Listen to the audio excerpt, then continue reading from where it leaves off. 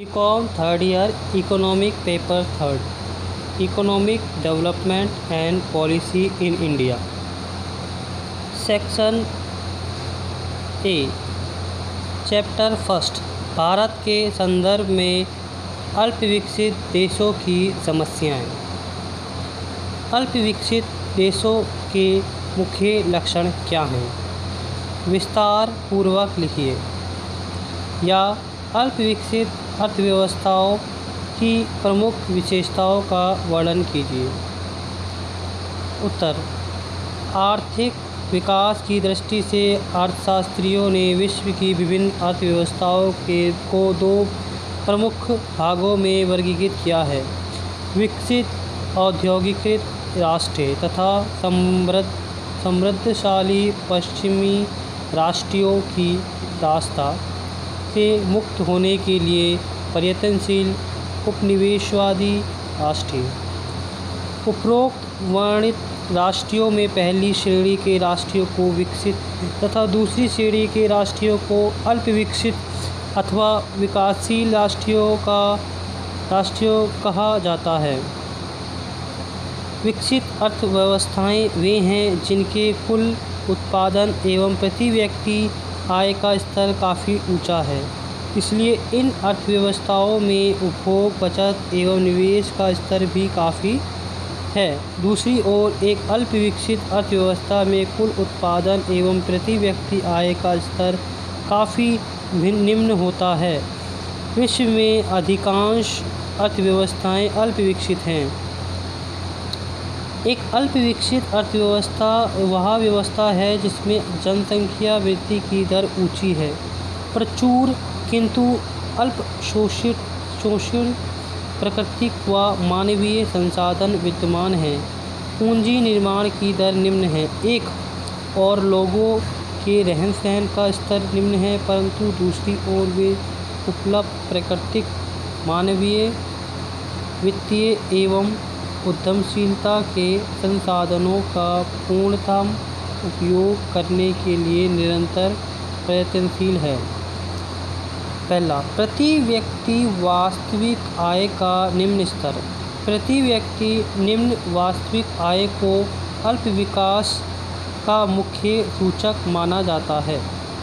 विश्व में अधिकांश अर्थव्यवस्थाएं अल्प विकसित है, फलतः वहाँ के निवासी प्रिय गरीबी रेखा के नीचे हैं। विश्व बैंक के अनुसार सन 2010 में विकसित पूंजीवादी देश में प्रति व्यक्ति राष्ट्रीय उत्पाद औसतन $33,318 था। वहाँ निम्न आय वाले अल्प विकसित देशों में उस वर्ष यह केवल $1,305 था। भारत में वर्ष 2010 के प्रति व्यक्ति राष्ट्रीय उत्पाद केवल $3,400 था, जबकि चीन में यह $7,640 था। व्यावसायिक ढांचा। इन देशों का व्यावसायिक ढांचा स्थिर रहता है। अल्प विकसित देशों में कार्यशील जनसंख्या का बहुत थोड़ा भाग उद्योग में लगा होता है। आधी से 3/4 कार्यशील जनसंख्या कृषि क्षेत्र में लगी रहती है। इन देशों में कृषि की प्रधानता होती है। इन देशों में प्रति श्रमिक उत्पादनशीलता कम होती है, जिसके बहुत से कारण होते हैं जो भिन्न भिन्न देशों में भिन्न भिन्न होते हैं। भारत में पुराने कृषि तरीकों तथा तर्कहीन भूमि संबंधों के कारण कृषि में उत्पादनशीलता निम्न है। तीसरा, प्राकृतिक संसाधनों का अल्प उपयोग। इन देशों में प्राकृतिक संसाधनों के प्रचुर मात्रा में उपलब्ध होते हैं, हुए भी इनका उपयोग या तो होता ही नहीं है, यदि होता भी है तो बहुत ही कम मात्रा में। कभी कभी तो अल्प विकसित देशों को इस बात का पता नहीं होता कि उनके देश में प्राकृतिक संसाधन उपलब्ध हैं। पूंजी की कमी एक अल्प विकसित देश की मुख्य विशेषता है, जिसके कारण यह देश निरंतर के दूषित चक्र में फंसा रहता है। पूंजी की कमी पूंजी की मांग व पूर्ति के निम्न स्तर के कारण होती है। लोगों की आय कम होने के कारण उनकी बचत क्षमता कम होती है और इसलिए पूंजी की अधिक पूर्ति नहीं हो पाती। बाजार संकुचित होने के कारण पूंजी की मांग का स्तर भी निम्न होता है। इन देशों में केवल पूंजी की कमी ही नहीं होती बल्कि जिस दर पर पूंजी के स्टॉक में वृद्धि होती है वह भी बहुत कम होती है। अल्प विकसित देशों में पूंजी निर्माण की दर 5 से 10% होती है, जबकि विकसित देशों में यह 20 से 25% होती है। बाजार अल्प विकसित अर्थव्यवस्था में बाजार अपूर्ण होता है तथा इसका आकार छोटा होता है। बाजार के छोटे आकार का कारण प्रति व्यक्ति आय का निम्न होना है, जिसके कारण लोगों के पास क्रय शक्ति बहुत कम होती है। इन अतिरिक्त साधनों की गतिहीनता तथा लोगों की अज्ञानता के कारण बाजार अपूर्ण होते हैं। विदेशी व्यापार में अस्थिरता। अल्प विकसित देश मुख्यतः कच्चे माल का निर्यात करते हैं तथा तैयार माल का आयात करते हैं। कच्चे माल के मूल्य अंतर्राष्ट्रीय बाजार में स्थिर नहीं रहते हैं, जिससे विदेशी मुद्रा अर्जन बढ़ता रहता है, जिससे देश की अर्थव्यवस्था भी स्थिर नहीं रहती है।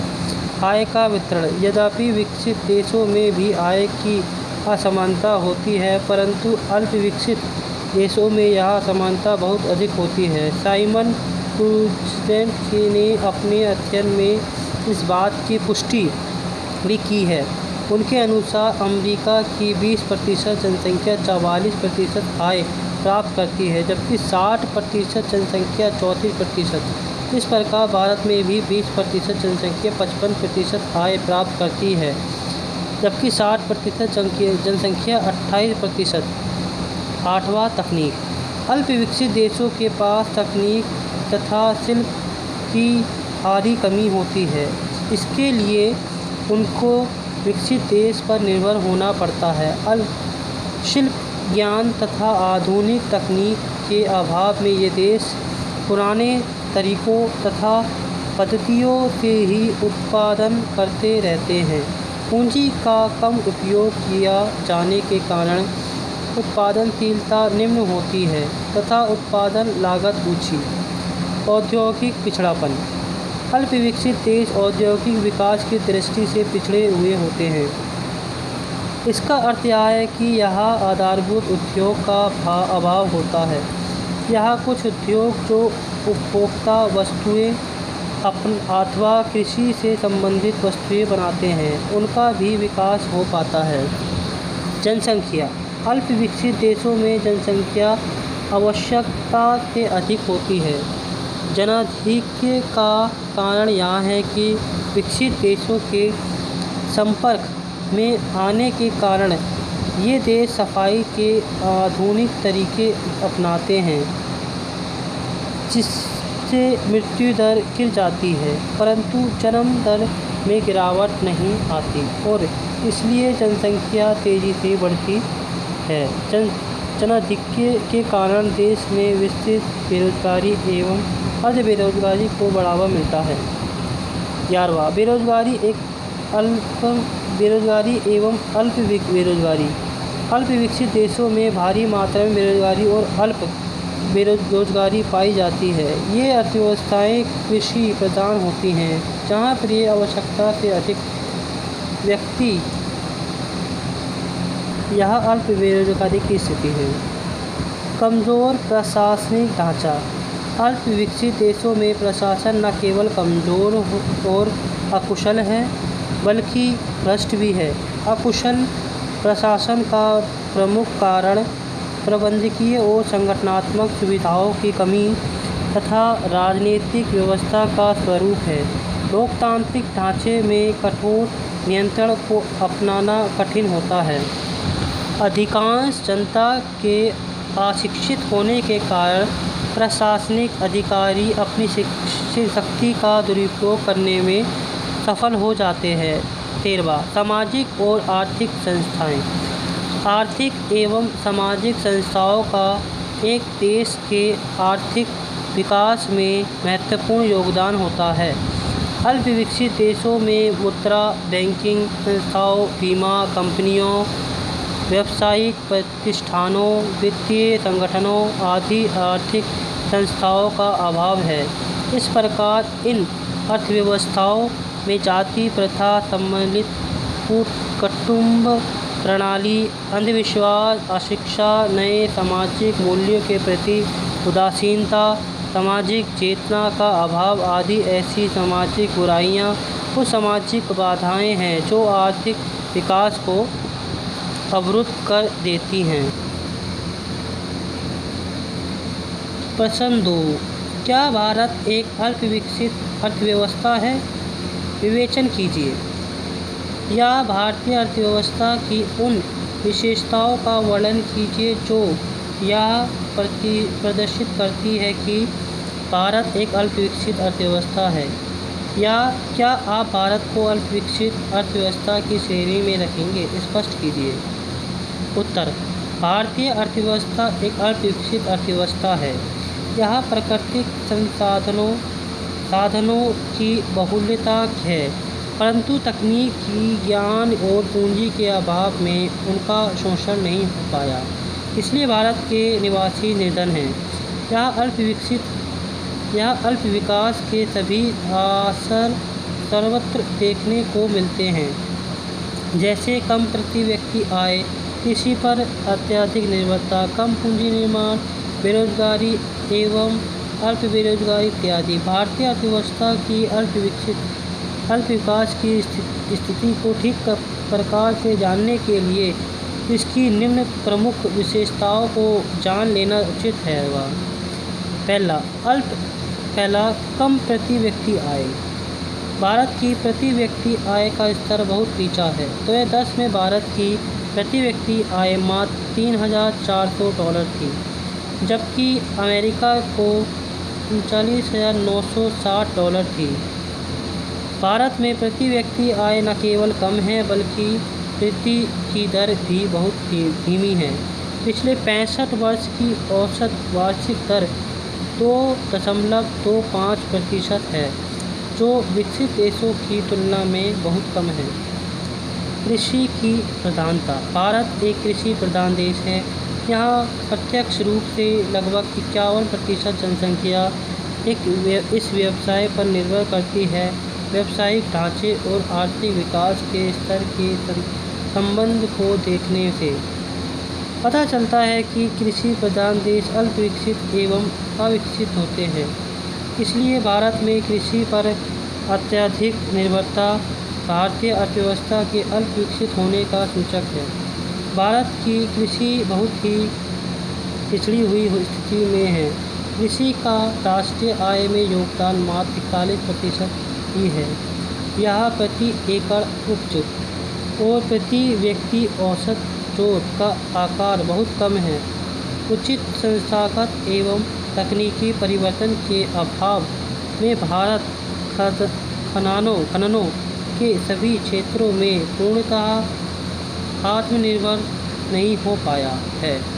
अभी तक संक्षेप में भारत में कृषि व्यवसाय का रूप न होकर केवल जीवन यापन का ढंग बनकर ही रहा गया है, किंतु अब कृषि विकास की ओर ध्यान दिया जा रहा है। जनसंख्या का आधिक्य। विश्व की जनसंख्या का 7वां भाग भारत में रहता है और चीनी को छोड़कर भारत का विश्व में जनसंख्या के क्षेत्र में दूसरा नंबर आता है। 1921 में भारत की जनसंख्या की वृद्धि दर निरंतर रूप से बढ़ रही है और यह देश तभी से जनसंख्या विकास के दूसरे चरण से गुजर रहा है, जिसके अंतर्गत मृत्यु दर में बहुत कमी हुई है, परंतु जन्म दर में कमी प्रिय नगण्य हुई है। फलतः जनसंख्या खूब बढ़ी है। 2011 में भारत की जनसंख्या 121 करोड़ थी। 2001 में की जनसंख्या के अनुसार उस समय भारत की जनसंख्या 1 से 2 करोड़ थी। बेरोजगारी एवं अल्प बेरोजगारी। भारतीय अर्थव्यवस्था की एक विशेषता बढ़ती हुई बेरोजगारी। और अल्प बेरोजगारी है। भारत जैसी अल्पविकसित अर्थव्यवस्था में समस्त कार्यशील जनसंख्या को लाभकारी बेरोजगार दिलाना एक समस्या है। इन अर्थव्यवस्थाओं में पूंजी के अभाव के कारण पर्याप्त उद्योग धंधों का अभाव होता है, जिसके फलस्वरूप बेरोजगारी उत्पन्न होती है। जनसंख्या में वृद्धि से बेरोजगारी और भी बढ़ती जाती है।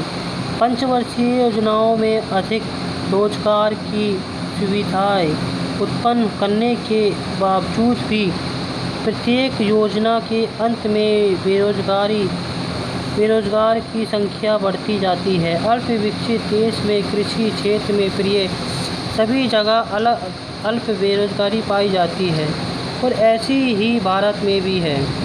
5वां, पूंजी का अभाव। नरकस के मत अनुसार एक गरीब देश पूंजी के अभाव के कारण गरीबी के दूषित चक्र में फंसता रहता है और आर्थिक विकास नहीं कर पाता। आय कम होने से बचत कम हो जाती है और फलतः पूंजी निर्माण कम होता है। परंतु श्रमिकों की कार्य क्षमता बढ़ाने एवं उत्पादन में वृद्धि के लिए पूंजी की आवश्यकता होती है।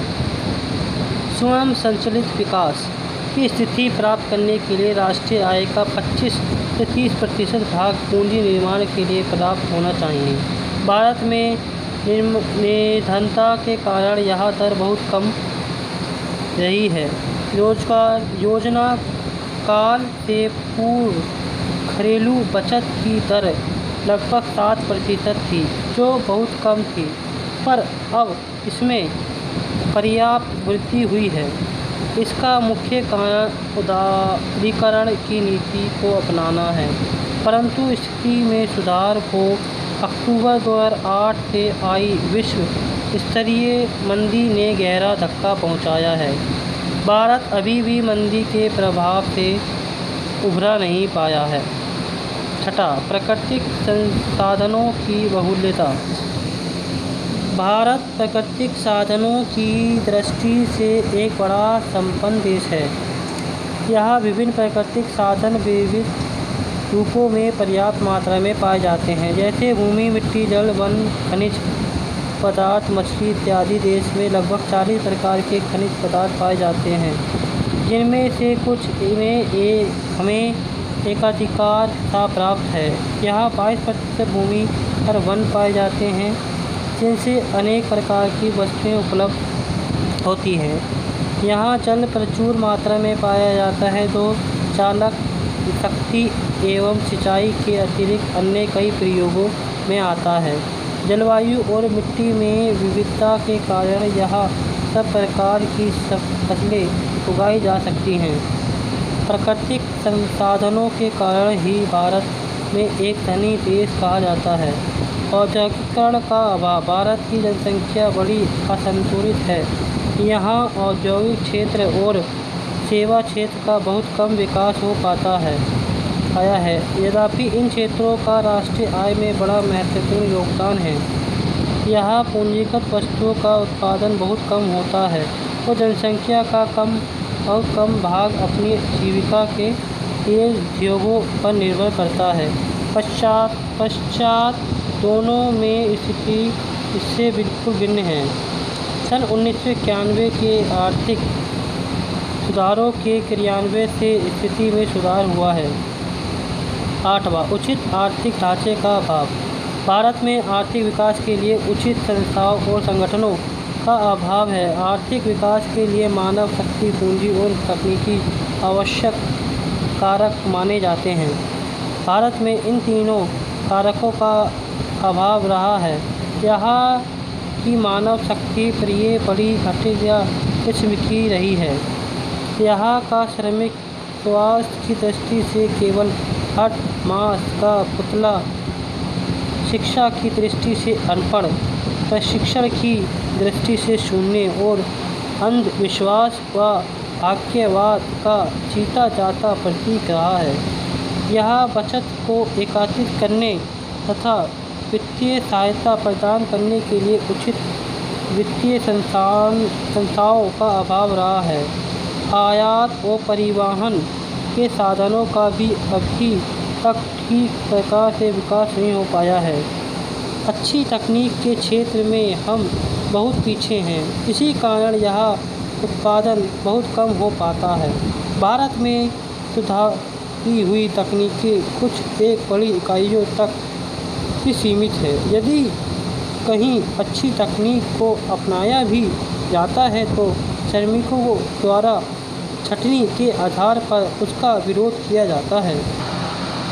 9वां, उचित सामाजिक वातावरण एवं मनोविज्ञान का अभाव। भारत का सामाजिक ढांचा भी इसके विकास में बाधा बना है। जाति प्रथा व संयुक्त परिवार ने श्रम व पूंजी की गतिशीलता को कम किया है। प्रेरणा व साहस को निरुत्साहित किया है और आर्थिक पिछड़ेपन को स्थायी बनाया है। यह सामाजिक प्रथाओं पर काफ़ी अपव्यय होता है और रूढ़िवादी जनता इन प्रथाओं के अधिकार होते हुए भी उन्हें मानती चली जा रही है। लोगों का धर्म में अटूट विश्वास है और वे भाग्यवादी भी है, इसलिए अपनी आर्थिक स्थिति में सुधार के लिए उनमें कोई उत्साह नहीं है। आर्थिक स्थिति के लिए जन साधारण में उत्साह उत्पन्न करना भी कठिन कार्य है। प्रश्न 3, भारत में आर्थिक पिछड़ेपन के क्या कारण हैं? उत्तर, भारत आर्थिक दृष्टि से विश्व में बहुत ही पिछड़ा हुआ देश है। प्राकृतिक साधनों की बहुलता के फलस्वरूप देश तो धनी है, परंतु उन साधनों के शोषण के अभाव से यहाँ के निवासी निर्धन हैं। यहाँ प्रति व्यक्ति आय बहुत कम है, प्रति व्यक्ति उपलब्ध खनन बहुत कम है। यहाँ के निवासियों के रहन सहन का स्तर बहुत निम्न है। अधिकतर निवासी अनपढ़ हैं तथा यहाँ अर्थव्यवस्था के प्रत्येक क्षेत्र में प्रति व्यक्ति उत्पादकता का स्तर तुलनात्मक दृष्टि से बहुत कम है। ये सभी कारक इस बात के सूचक है कि भारत आर्थिक दृष्टि से बहुत पिछड़ा हुआ देश है और यहाँ के निवासी बहुत निर्धन हैं। निर्धनता यहाँ के समान जीवन का अंग बना गई है और निकट भविष्य में उसके समाप्त होने की कोई संभावना नज़र नहीं आती। योजना उपयोग के नवीनतम अनुमानों के अनुभव स्थिति में सुधार हुआ है। आंकड़े जानने का आधार निश्चित नहीं है, फलतः एक ही वर्ष के अनुमान जो विभिन्न संस्थाओं तथा एजेंसियों द्वारा तैयार किया गया है भिन्न भिन्न हैं। सन 2010 में भारत की प्रति व्यक्ति आय केवल $3400 थी। भारत के आर्थिक पिछड़ेपन के लिए अनेक आर्थिक, सामाजिक, धार्मिक और राजनीतिक कारक उत्तरदायी हैं, जिनका हम नीचे विस्तृत रूप से अध्ययन करेंगे। पहला, आर्थिक कारक। अत्यधिक जनसंख्या। भारत की बढ़ती हुई जनसंख्या आर्थिक विकास के मार्ग में सक्रिय बाधा बनने लगी है। कुल राष्ट्रीय उत्पाद के आधार पर भारत का विश्व में 12वां स्थान है, परंतु जनसंख्या की अधिकता के कारण प्रति व्यक्ति आय के आधार पर इसका स्थान 100वें स्थान से भी नीचा है। इस समय जनसंख्या की दृष्टि से भारत का विश्व में दूसरा स्थान है और यदि जनसंख्या इसी गति से बढ़ती रही तो निकट भविष्य में भारत की जनसंख्या विश्व में सबसे अधिक होगी। जनसंख्या अधिक होने से अधिक आर्थिक विकास में बाधा उत्पन्न होती है तथा जीवन स्तर भी निम्न होता है। कृषि अत्यधिक निर्भरता। भारत में लगभग 51% जनसंख्या कृषि पर निर्भर रहती है। कृषि पर अत्यधिक निर्भरता किसी भी देश के आर्थिक दृष्टि से पिछड़े होने की निशानी है। कृषि क्षेत्र में लगे हुए व्यक्तियों की उत्पादकता सबसे कम होती है और वे सामान्यतः प्रच्छन्न बेरोजगारी से पिछड़े होते हैं। कृषि पर अधिक निर्भरता के कारण भारत में छोटे, अनार्थिक एवं छोटे आकार की हैं। प्रकृति पर अत्यधिक निर्भरता के कारण कृषि सबसे अनिश्चित आर्थिक क्रिया है। अभी भी देश के कई भागों में बड़ा सूखा इस बात का सूचक है। सामान्य रूप से भारत जैसी कृषि प्रधान अर्थव्यवस्था आर्थिक दृष्टि से पिछड़ी होती है। पूंजी निर्माण का अभाव। पूंजी निर्माण आर्थिक विकास की आधारशिला होती है, परंतु भारत में पूंजी निर्माण की दर बहुत कम रही है। गरीबी तथा उपभोग स्तरों के निम्न होने के कारण आंतरिक बचत की संभावनाएं सदैव बहुत कम रही है। फलस्वरूप पूंजी निर्माण भी कम हुआ है। स्वयं संचालित विकास की स्थिति को पाने के लिए पूंजी निर्माण की दर लगभग 25% होनी चाहिए। भारत में इस समय पूंजी निर्माण की दर लगभग 25% है, परंतु ऊंचे पूंजी उत्पाद अनुपात के कारण विकास की दर अभी भी नीचे है। यह एक विरोधाभास की स्थिति है। चौथा, पूंजीगत वस्तुओं के उद्योगों में कमी। स्वतंत्रता प्राप्ति से पूर्व भारत औद्योगिक दृष्टि से बहुत पिछड़ा हुआ था। यह केवल पूंजीगत वस्तुओं के उद्योगों की कमी। स्वतंत्रता प्राप्ति से पूर्व भारत औद्योगिक दृष्टि से बहुत पिछड़ा हुआ था। यह केवल उपभोग वस्तुओं के ही उद्योग थे और पूंजी वस्तुओं के उद्योग का सर्वत्र अभाव था। किसी भी देश की आर्थिक उन्नति पूंजीगत वस्तुओं के उद्योगों पर निर्भर करती है। यद्यपि स्वतंत्रता प्राप्ति के बाद से यह पूंजीगत उद्योग की स्थापना हुई है, परंतु स्थिति अभी भी संतोषजनक नहीं है। लघु उद्योग का पतन। विदेशी प्रशासन के फलस्वरूप भारत में लघु और कुटीर उद्योग धंधों का पतन हो गया। इन उद्योगों का भारत की अर्थव्यवस्था में बहुत महत्व है। आय का असामान्य वितरण। आय के वितरण की असमानता ने कम प्रति व्यक्ति आय की समस्या को और अधिक विषम बना दिया है। लगभग 40% निम्न श्रेणी के व्यक्तियों के पास राष्ट्रीय आय का केवल 10% भाग है। जिस व्यक्ति की वार्षिक आय 1000 रुपये अथवा इससे कम है, उसे निर्धनता रेखा के अंतर्गत आंका जाता है। भारत की वर्तमान प्रति व्यक्ति आय इससे कहीं अधिक है। इसलिए इस दृष्टि से कोई भी व्यक्ति निर्धनता रेखा के अंतर्गत नहीं आना चाहिए, परंतु ऐसा तभी संभव हो सकता है जबकि आय का वितरण समान हो। इसलिए व्यक्तिगत आधार पर निर्धनता आय के वितरण की विषमता से और भी अधिक प्रतीत होने लगी है। यातायात के साधन और आवश्यक आर्थिक संस्थाओं के अभाव में देश का आर्थिक विकास ठीक ढंग से नहीं हो पाया है। यह बैंकिंग अथवा अन्य वित्तीय संस्थाओं का सर्वत्र अभाव रहा है। दोषपूर्ण शिक्षा प्रणाली। भारत में अधिकांश लोग अनपढ़ हैं और अशिक्षित लोगों को भी ठीक प्रकार से शिक्षा नहीं मिलती है। यहाँ की शिक्षा प्रणाली व्यवसाय उन्मुख दूर ही है। परिणामस्वरूप शिक्षा पाने के बाद भी व्यक्ति बेरोजगार रहता है। सामाजिक कारण।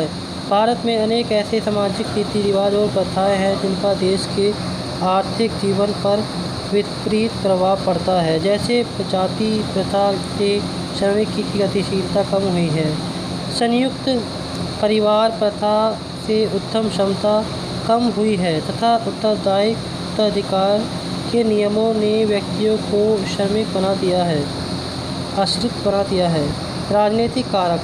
विदेशों की सैकड़ों वर्ष की दास्तां भारत के आर्थिक पिछड़ेपन के लिए बहुत हद तक उत्तरदायी है। विदेशी शासन ने सदैव दास्तां की जंजीरों को मजबूत करने की ओर भी ध्यान दिया है और देश के आर्थिक विकास की बिल्कुल अवहेलना की।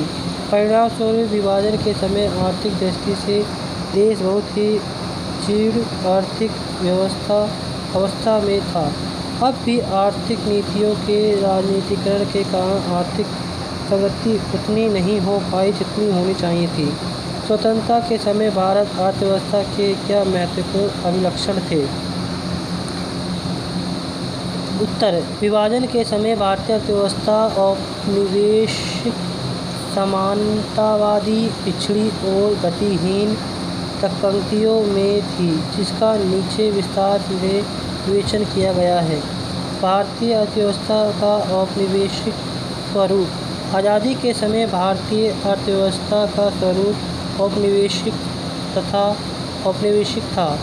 यह बात व्यापार की बनावट तथा विदेशी पूंजी की मात्रा को देखकर स्पष्ट हो जाती है। भारत के विदेशी व्यापार की बनावट पूर्णतः औपनिवेशिक थी, क्योंकि यहाँ से कच्चे माल का निर्यात होता था तथा मशीनों से बनी उपभोक्ता वस्तुओं का आयात होता था। दूसरे, यहाँ अधिकतर पूंजी निर्माण का स्रोत विदेशी पूंजी था। दूसरा, भारतीय अर्थव्यवस्था अर्ध समानतावादी। विभाजन के समय यहाँ कृषि क्षेत्र में समानतावाद और औद्योगिक क्षेत्रों में पूंजीवाद देखने को मिलता था। ऐसी दोहरी स्थिति को अर्ध समानतावाद की संज्ञा दी जाती है। जमींदारी प्रथा का कृषि क्षेत्र में प्रचलन समानतावाद का आधार था। औद्योगिक क्षेत्र में संगठित उद्योगों में भारी मात्रा में विदेशी पूंजी नियोजन थी। हस्तशिल्प उद्योगों का प्रिय पर्यटन हो चुका था। भारतीय अर्थव्यवस्था हीन जब कोई देश साधनों के अभाव में विकास नहीं कर पाता है तो वह देश निर्धन रहता है। ऐसी स्थिति को गतिहीन या विकास रहित स्थिति कहते हैं। विभाजन के समय भारत की स्थिति ऐसी ही थी, जहाँ प्रति व्यक्ति आय केवल कम ही नहीं बल्कि स्थिर भी थी। भारतीय अर्थव्यवस्था का विच्छेदन देश का विभाजन दो टुकड़ों में होने के फलस्वरूप अर्थव्यवस्था पर अनेक प्रतिकूल आर्थिक प्रभाव पड़े। उदाहरणतः जूट के कारखाने भारत में रह गए तथा जूट पैदा करने वाले क्षेत्र पाकिस्तान में चला गया। इसी प्रकार के प्रभाव कई अन्य संगठित उद्योगों पर भी पड़े। भारतीय अर्थव्यवस्था का पिछड़ा होना। विभाजन के समय भारतीय अर्थव्यवस्था आर्थिक दृष्टि से पिछड़ी हुई थी। यह बात निम्नलिखित तथ्यों द्वारा पूर्णतः स्पष्ट हो जाती है। कम प्रति व्यक्ति आय। भारत की प्रति व्यक्ति आय बहुत कम थी। 1951 में प्रति व्यक्ति आय 1993-1994 के मूल्य स्तर पर केवल 3,687 थी। आय के वितरण में भारी विषमता के कारण स्थिति और भी गंभीर थी। व्यावसायिक ढांचे का स्वरूप। भारत के व्यावसायिक ढांचे में कृषि की प्रधानता थी, जो इस बात का प्रतीक है कि अर्थव्यवस्था पिछड़ी हुई है। विभाजन के समय कार्यशील जनसंख्या का लगभग 70% भाग कृषि पर आधारित था और राष्ट्रीय आय में कृषि का योगदान 59% था। शहरीकरण का निम्न स्तर। जिन देश में जनसंख्या का जितना कम भाग शहरों में रहता है, वह आर्थिक दृष्टि से उतना ही पिछड़ा हुआ होता है।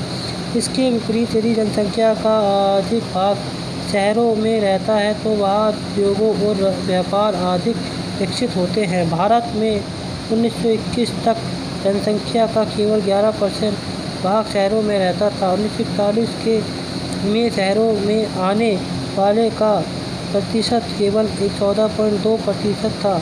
इससे भारतीय अर्थव्यवस्था के पिछड़े होने के स्पष्ट संकेत मिलते हैं।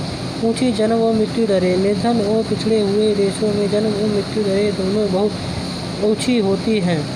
उचित चिकित्सा, स्वास्थ्य सुविधाएं, पौष्टिक भोजन, शिक्षा आदि के अभाव के कारण मृत्यु दर ऊंची होती है। ऊंची मृत्यु दर किसी अर्थव्यवस्था के पिछड़ेपन और गतिहीनता के सूचक है।